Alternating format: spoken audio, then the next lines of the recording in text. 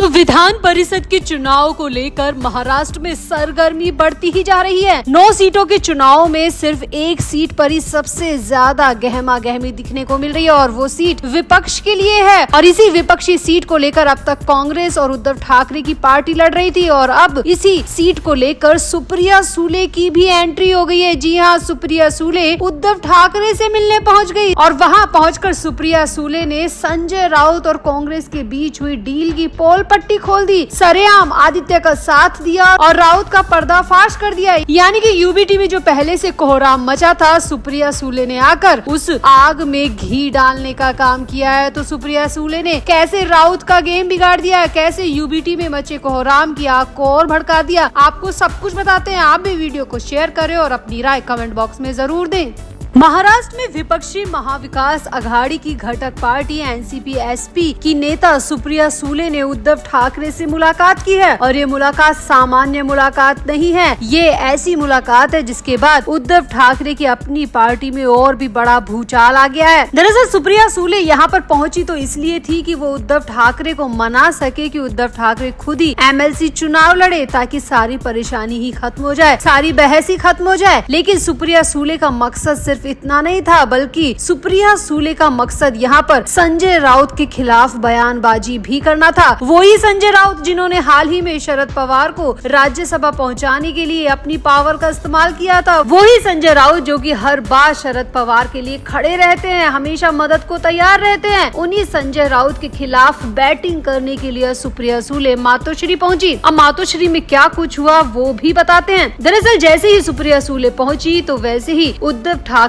से मिलने के लिए अंदर चली गई और उद्धव ठाकरे को उन्होंने कन्विंस करने की कोशिश की कि वो खुद एमएलसी चुनाव लड़े ताकि कांग्रेस जो बार बार उछल रही है कि वो अपना उम्मीदवार खड़ा करेगी, कांग्रेस बिल्कुल शांत हो जाएगी और कांग्रेस जो बार बार आंखें दिखा रही है वो भी उनका आंखें दिखाना बंद हो जाएगा। सुप्रिया सुले ने ठाकरे से विधान परिषद चुनाव लड़ने की अपील की और कहा कि उनका अनुभव राज्य को आगे भी मार्गदर्शन देता रहेगा। और इन्हीं बातों को आगे बढ़ाते हुए यहाँ पर सुप्रिया सुले ने आदित्य ठाकरे का भी पक्ष लिया। सुप्रिया सुले ने आदित्य ठाकरे को सपोर्ट करते हुए कहा कि आदित्य ठाकरे दिल से चाहते हैं कि उनके पिता ही एमएलसी चुनाव लड़े ताकि एमएलसी सीट उनकी पार्टी के नाम रहे, क्योंकि राज्यसभा सीट तो शरद पवार के पास चली गई। इसीलिए आदित्य ठाकरे चाहते हैं कि एमएलसी सीट किसी भी कीमत पे गवा ना दे, इसीलिए वो भी चाहते हैं कि उद्धव ठाकरे ही एमएलसी का चुनाव लड़े। आदित्य ठाकरे सूरज चौहान का नाम सिर्फ इसीलिए आगे ला रहे हैं कि ताकि कांग्रेस बहस करे और उद्धव ठाकरे मजबूर हो जाए एमएलसी का चुनाव लड़ने के लिए। अब सुप्रिया सुले ने यहाँ पर आदित्य ठाकरे की तो तारीफ कर दी, आदित्य ठाकरे की रणनीति की तो तारीफ कर दी, लेकिन यहाँ पर हर्षवर्धन सपकाल को लेकर संजय राउत पर सवाल उठा दिए। सूत्रों की माने तो सुप्रिया सुले ने बातों बातों में उद्धव ठाकरे से कहा कि आखिर संजय राउत हर्षवर्धन सपकाल से अकेले अकेले कैसे मिल लिए और कैसे उनको कन्वेंस करके वो मातोश्री तक ले आए और कैसे सपकाल और राउत ने आपको कन्वेंस करने की कोशिश की। क्या आपको समझ नहीं आता कि यहाँ पर संजय राउत के मन में कुछ और चल रहा है? सूत्रों की माने तो यहाँ पर सुप्रिया सुले ने बातों ही बातों में संजय राउत के खिलाफ काफी फील्डिंग की और संजय राउत और कांग्रेस के बीच जो बातचीत का माहौल बढ़ रहा है, मुलाकातों का दौर बढ़ रहा है, उन सब की पोल पट्टी खोलने की कोशिश भी यहाँ पर सुप्रिया सुले की तरफ से की गई। सुप्रिया सुले ने उद्धव ठाकरे को मक्खन लगाते हुए कहा कि उद्धव ठाकरे एक वरिष्ठ और अनुभवी नेता है जिनकी सदन में मौजूदगी से महाराष्ट्र और विधानमंडल दोनों को लाभ होगा। बारामती से लोकसभा सांसद सुप्रिया सुले ने कहा कि उद्धव ठाकरे आप एक मंझे हुए नेता हैं, आपका एक्सपीरियंस राज्य को मार्गदर्शन देता रहेगा और एमएलसी के कामकाज को और आगे बढ़ाएगा। इसीलिए मैं आपसे अनुरोध करती हूं कि आप सकारात्मक विचारधारा लेकर चले और एक बार फिर से एमएलसी के लिए अपने नाम का पर्चा भर दें।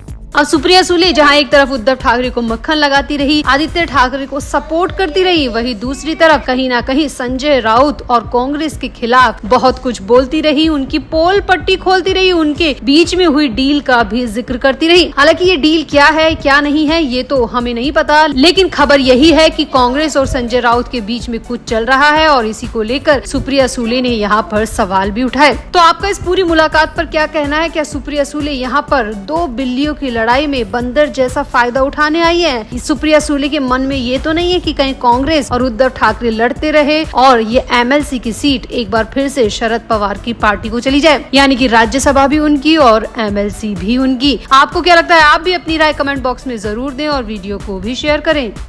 तो बिहार में सत्ता परिवर्तन हो चुका है। नीतीश कुमार की जगह सम्राट चौधरी मुख्यमंत्री बन गए हैं। लोक भवन में राज्यपाल जनरल सैयद अता हसनैन ने सम्राट को गोपनीयता की शपथ दिलाई। इसके साथ ही जेडीयू कोटे से विजय चौधरी और विजेंद्र यादव को डिप्टी सीएम बनाया गया है। बिहार में अभी तक सत्ता की कमान नीतीश के हाथों में थी तो बीजेपी से 2 डिप्टी सीएम थे, लेकिन नेतृत्व बदलने के साथ ही सत्ता का सियासी समीकरण भी बदला है। बीजेपी ने सम्राट चौधरी को आगे किया तो जेडीयू ने नीतीश कुमार के सबसे भरोसेमंद माने जाने वाले विजेंद्र और विजय पर भरोसा जताया। बिहार में एनडीए सरकार की अगुवाई अब बीजेपी के हाथों में गई तो बैक सीट पर जेडीयू है। इस तरह से सत्ता की त्रिमूर्ति के जरिए बीजेपी और जेडीयू ने बिहार के सियासी गणित को बैठाए रखने के लिए मजबूत दांव चला है। जिस सोशल इंजीनियरिंग के सहारे नीतीश ने 2 दशक तक बिहार में सत्ता की धुरी बनाए रखी थी, अब वो कमान बीजेपी और जेडीयू के हाथ में आ चुकी है। अब जहां एक तरफ सम्राट चौधरी को बिहार का भविष्य देखा जा रहा है, वहीं दूसरी तरफ सम्राट चौधरी के खिलाफ अलग अलग बयान भी आ रहे हैं। महाराष्ट्र से राज्यसभा सांसद संजय राउत ने सम्राट चौधरी को बिहार के नाकाबिल बताया। जी हाँ, सम्राट चौधरी को बिहार के लायक नहीं बताया और ये तक कह दिया कि सम्राट चौधरी से बिहार संभलने वाला नहीं है। दरअसल संजय राउत से जब मीडिया कर्मियों ने सम्राट चौधरी पर प्रतिक्रिया जाननी चाहिए तो संजय राउत ने पहले तो प्रतिक्रिया देने से मना कर दिया, लेकिन जब मीडिया कर्मियों ने उन पर जोर आजमाइश की तो उसके बाद संजय राउत ने कहा, हर कोई सीएम बनना चाहता है, सब मुख्यमंत्री बनने के सपने देखते हैं, इससे छोटा तो कोई सोचता ही नहीं है। और अब बिहार में जो सत्ता परिवर्तन हुआ है उससे साफ दिखाई दे रहा है कि बिहार का भविष्य कैसे हाथों में गया है। यहाँ पर संजय राउत से पूछा गया कि आप साफ साफ कहिए कि आपका सम्राट चौधरी पर क्या कहना है, तो संजय राउत ने यहाँ पर कहा कि मुझे नहीं लगता कि उनसे बिहार संभल पाएगा, क्योंकि वो इतनी बड़ी जिम्मेदारी के लायक मुझे कहीं से भी नहीं लगते। बिहार बहुत बड़ा स्टेट है और बिहार को किसी भी ऐरे गहरे के हाथ में देकर बिहार के पूरे भविष्य पर सवालिया निशान लगा दिया है। अब संजय राउत ने ये बयान तो दे दिया, लेकिन संजय राउत के इस बयान के खिलाफ लोगों का गुस्सा फूट पड़ा है। जहां बिहार से लोगों में गुस्सा दिखाई दे रहा है, वहीं महाराष्ट्र से मराठी लोग भी काफी गुस्से में हैं। जो मराठी लोग बीजेपी को सपोर्ट करते हैं, उनका कहना है कि सम्राट चौधरी बहुत काबिल नेता है और बिहार की कमान उनके हाथ में देकर नरेंद्र मोदी ने और अमित शाह ने बहुत सही फैसला लिया है और अब बिहार का भविष्य सुरक्षित हाथों में है। संजय राउत के बयान से कोई फर्क नहीं पड़ता। तो फिलहाल तो संजय राउत ने खुद ऐसा बयान देकर अपनी मुसीबत बुला ली है। नए नवेले सीएम पर ऐसी टिप्पणी करके संजय राउत ने खुद के ऊपर मुसीबत मोल ले लिया। तो आपको वैसे क्या लगता है, क्या सम्राट चौधरी बिहार को संभाल पाएंगे? क्या प्रधानमंत्री नरेंद्र मोदी और अमित शाह का सही ये फैसला होगा या सम्राट चौधरी से बिहार संभल नहीं पाएगा? क्या संजय राउत सही कह रहे हैं या फिर सम्राट चौधरी बिहार को संभाल सकते हैं, वो इतने काबिल हैं? आपको क्या लगता है? आप भी अपनी राय कमेंट बॉक्स में जरूर दें और वीडियो को भी शेयर करें।